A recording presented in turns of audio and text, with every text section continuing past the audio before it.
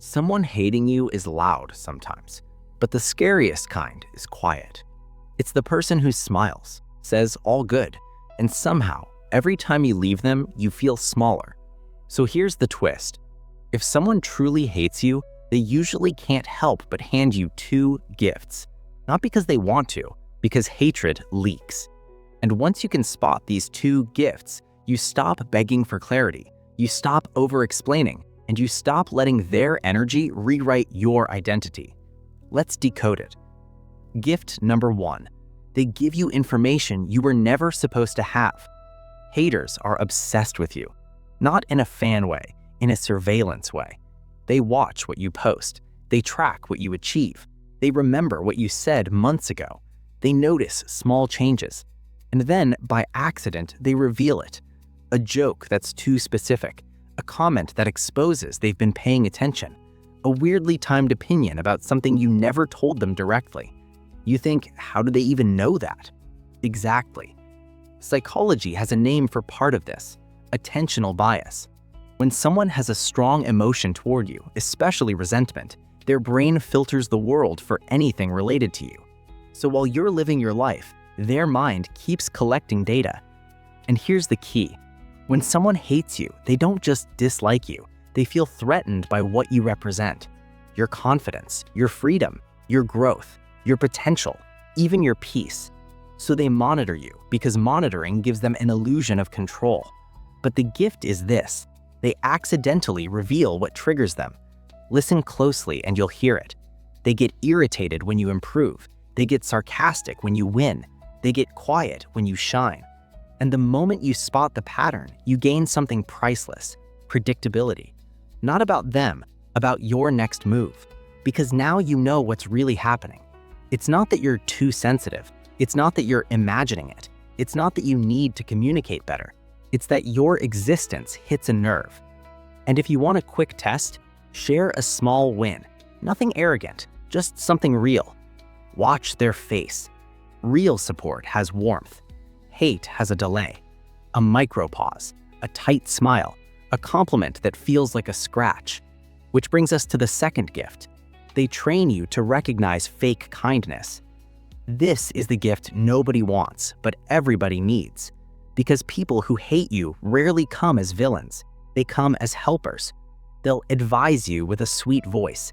They'll protect you from taking risks. They'll keep it real by focusing on what could go wrong. And if you challenge them, they'll say, "I'm just being honest." But honest people don't enjoy your anxiety. They don't smile when you doubt yourself. They don't get energized by your confusion. That's the difference. A hater's kindness has a hidden goal: shrink you without looking guilty. Psychology calls this a form of covert aggression. It's not direct insults, it's death by 1,000 tiny signals. They'll do things like act supportive in public, but cold in private, give you praise with poison inside it, ask questions that aren't curiosity, those are traps, offer help, then remind you you needed them. And over time, you start editing yourself. You talk less, you share less, you second-guess your own instincts. This is how emotional control works when it's subtle. It uses confusion, because confusion makes you chase clarity, and chasing clarity keeps you attached. It's the same pattern behind intermittent reinforcement. One day they're warm, one day they're distant. One day they hype you, one day they undermine you. Your brain starts thinking, if I just say the right thing, I'll get the good version of them back. But the good version isn't love, it's a leash. And here's the gift in all of this. They force you to develop emotional intelligence. You start noticing tone, timing, energy. You stop listening only to words and you start reading behavior. Because hate can say, "I'm proud of you," while the eyes say, "I can't stand you." And once you learn that, you become dangerous in the best way. Not loud, not petty, just untouchable. Why these two gifts matter more than revenge ever will. A lot of people hear someone hates you and immediately want a strategy. Expose them, confront them, win. But psychology has a harsh truth. Hate is often not about you. It's about what they trigger in them. Social comparison theory explains it perfectly. When someone measures their worth by comparing themselves to others, Your progress becomes their mirror. And if they don't like what they see in that mirror, they don't change themselves. They try to break the mirror, meaning they try to break you. So your goal isn't to fight hate, it's to stop feeding it.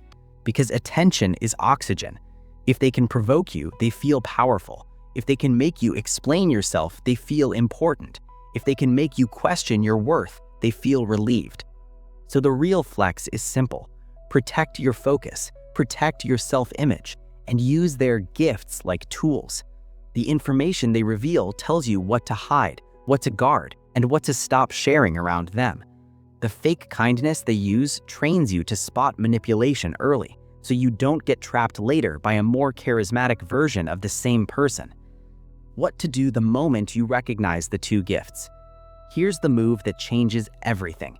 You don't argue, you don't explain, you don't try to be understood by someone committed to misunderstanding you. You shift access. Less personal info, less emotional exposure, less availability. You become polite and private, and you start building a small circle where your nervous system can breathe. Because your body already knows who hates you. That tight feeling after you talk to them, that's data. That urge to prove yourself, that's a trap. That fatigue, that's your intuition screaming. Take it seriously. Hatred isn't always loud. Sometimes it wears perfume. But if someone truly hates you, they can't help but give you two gifts. They reveal how closely they're watching, and they force you to learn the difference between kindness and control. So take the lesson, keep your peace, and keep your power. If this hit a little too close, you're not alone. Which gift have you noticed more? Information leaks or fake kindness?